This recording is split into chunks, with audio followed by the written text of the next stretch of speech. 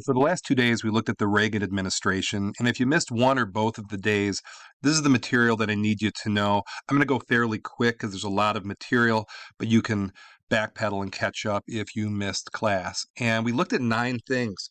The differences between President Reagan, President Carter, Reaganomics, his military buildup, how President Reagan handled the Cold War, Mikhail Gorbachev, his Russian counterpart, the rise of the Christian coalition or the moral majority, how popular he was based on the 1984 election, the Iran-Contra scandal, which was not his best moment, and then his legacy on today, which I'm going to leave up to you. So anyway, if you look at Carter versus Reagan, two very different men. Carter was 1 term, Reagan was 2 terms. Carter was a Democrat, Reagan was a Republican. Carter was a businessman from Georgia. President Reagan was an actor who went on to be governor of California. Most historians would say Carter had more failures than successes, whereas Reagan had more successes than failures. However, their good was good, their bad was bad. I mean, President Carter's work for peace and his Camp David Accords, big success, and President Reagan's Iran-Contra scandal, a big failure. Now, after the presidency, Carter became a very beloved figure. He worked for world peace, for Habitat for Humanity. He won the Nobel Peace Prize, and he is still alive as of writing this. Now, he's in hospice right now, but he is still alive. President Reagan passed away in 2004 at the age of 93, and he's still a very beloved figure in conservative circles. So those are the differences between those two presidents.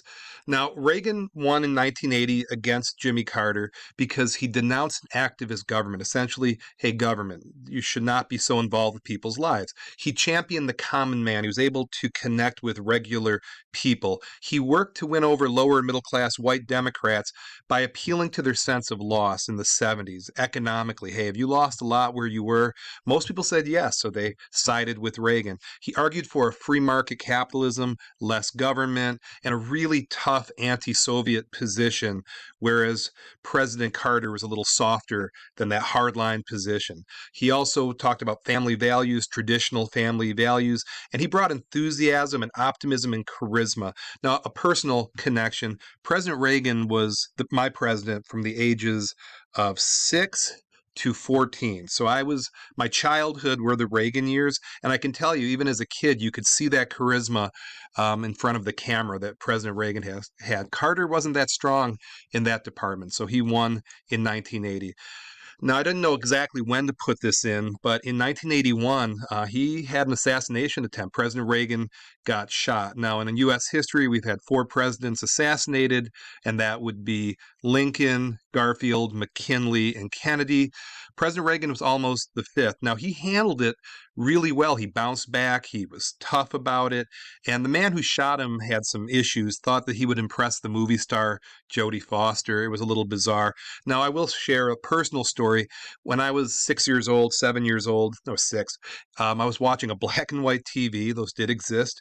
Most people had black and white TV. And I remember watching it with my mother, just very traumatized, going, "What happened? What happened? Why did they shoot him? Is he going to die?" My poor mother, she didn't know. She said, "I don't know, son. I hope he's okay," and that kind of thing.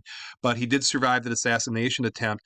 And it actually made the people love him more because of his resilience. So anyway, Reaganomics is it's an idea, it's an economic idea of supply side economics. And I don't know how good your economics experience was, or if you've even taken economics. I know a lot of you have not even taken the class yet, but essentially Reaganomics was a supply side theory. So if you cut regulations, you cut taxes, people will have more money, which will trickle down to other things. So if I'm paying less in taxes, I have more money to hire more people or invest in better equipment in my factory or research and development. It's a theory that it all trickles down and everybody is better off for it. Now, here's a stimulus to show the other side of the coin. I think this is called trickle down turkey. So you see these people, they're wealthy, they're eating real well, and the people at the bottom are not. So those who agree with Reaganomics said it was fantastic, and those who disagreed with it said, hey, it just made the rich richer and the poor poorer. And it was based upon this economic idea of the Laffer curve. And the Laffer curve was this idea saying there is a relationship between the government's tax rate and the amount of tax revenue, and it's essentially the economic rationale to why Reaganomics happened. And this was really the first mass supply side economic policy in U.S. history. Now, that was a contrast to the prior 20 years. Now, the prior 20 years, a lot of federal spending went to quote unquote entitlement programs. This would be things like food stamps and Head Start programs and Social Security and that sort of thing. Now, President Reagan said, no, we have to have less of that. And his quote was, government is not the solution to our problem. Government is the problem. So he cut taxes for 3 years, 25% across the board. Now, that won over Southern Democrats that eventually turned into Republicans. The South is very Republican now. And Congress passed tax reforms that lowered individual tax rate. And he felt this would be a positive. Well, how did it all work? Well, 81, 82 had the deepest recession since the 30s, but things did pick up. Now, unemployment did reach 11% by 1982. Businesses folded, banks failed. The big three, and my father worked for Ford Motor Company, I saw it firsthand, got pummeled by the Japanese car companies, the Hondas and the Mitsubishis and the Nissans and all that sort of thing. Now, Democrats argued Reagan's tax and spending cuts hurt the poor and favored the rich. People who were a little well-to-do did like it. Now, here's a little evidence to the point. Here is a job line from Detroit, Michigan, our hometown, in 1980. So, you know, the first couple years were rough. However, it did pick up by 83. By 83, with military spending, the economy picked up. Now, it did increase our debt, but you could make the argument during the Cold War we had to. We had to have a strong military during the Cold War. Now, massive government borrowing led to high interest rates, and the U.S. became a debtor nation. Also during this time, the rich did get richer and the poor did get poorer. And this was a reversal of the trend that was happening the prior 20 years of that gap decreasing, then it started to increase because the poor middle class had the highest tax burden and it made social welfare programs really not feasible. There just wasn't the money there. So whether that's good or bad, I'll leave that up to you. Now here's some evidence to the point. The blue is the national debt, and you can see it goes up, and then what you see, Reagan becoming elected, boom. Okay, but it continued on. Once President Clinton got elected, boom, it kept going and going. And the national debt is a major problem, but it really accelerated during the Reagan years, according to this stimulus. Now, here's another stimulus in terms of defense spending, and you can see, you have these wars, you're going to have military buildup, but here we go, boom. During the Reagan administration, the military went up, and then went down, and went up, it goes down. So you can, see that the military spending was pretty pronounced. Again, whether you feel it's good or bad, I'll leave that up to you.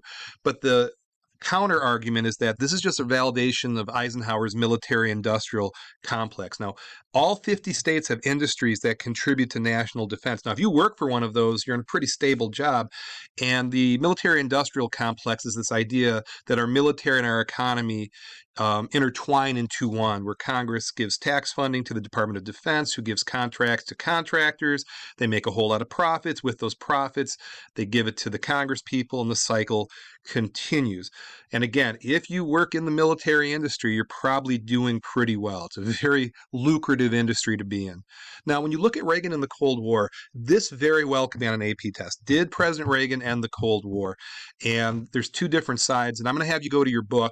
And if you missed class, we did this. We looked at 856, and there were two sides of the argument, and we went through that.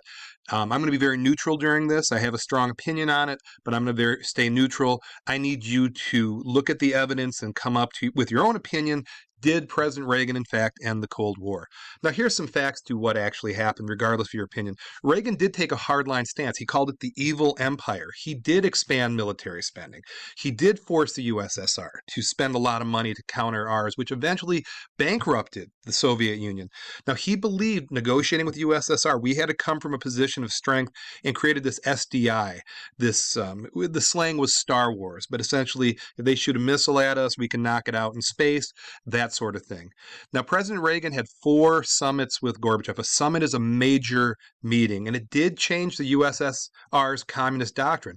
Gorbachev eventually implemented glasnost, openness, which was a little more loosey-goosey than they were, and then perestroika, where they restructured their economy to be a little more capitalist-like. And on Christmas morning, 1991, the USSR officially dissolved, and this is the old school USSR flag, and it became Russia. So reality is the Cold War did end Was that Reagan's doing? How much of it was Reagan's doing? I'm curious to what you all think. Now, Reagan had a lot of success because he incorporated this moral majority. These are religious people. And it started with Jerry Falwell, who was a pastor. In 1979, he founded this organization, and they were against gay rights and abortion and feminism and sexual permissiveness. And these televangelists, these people, these TV preachers became hugely profitable and very influential, especially to the Republican Party. They raised millions of dollars. And here's an example of what they were up to. This is 1984, where the moral majority went to Washington, D.C. to say we need more prayer in school. And that's a typical issue. And you can see what they're all about. Now, here's a stimulus to the other side. Hey, Reverend Falwell, you're trying to tell people how to vote? Goodness, no. I simply said that Reagan and Bush are God's instrument in rebuilding America.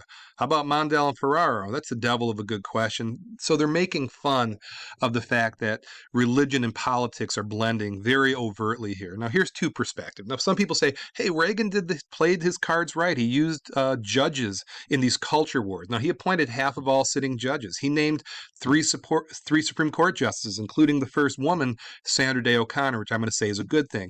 The court reduced the impact of affirmative action. It loosened up Roe versus Wade.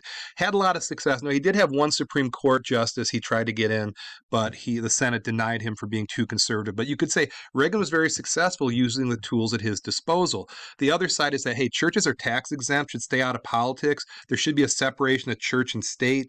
Reagan used the religious right to strengthen the Republican Party, which is still there today. You could even make the argument Reagan planted the seeds of Christian nationalism, which is a belief that America is a Christian nation for Christians. That's a lot different than cultural pluralism, that we're all different.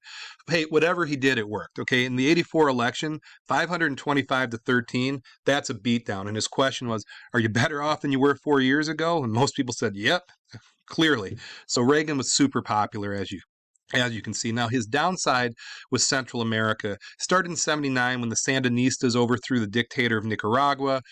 Reagan accused the Sandinistas of allowing Soviet influence. That's still a little too close to home. Secret aid was given to Nicaragua's rebels fighting the Sandinistas.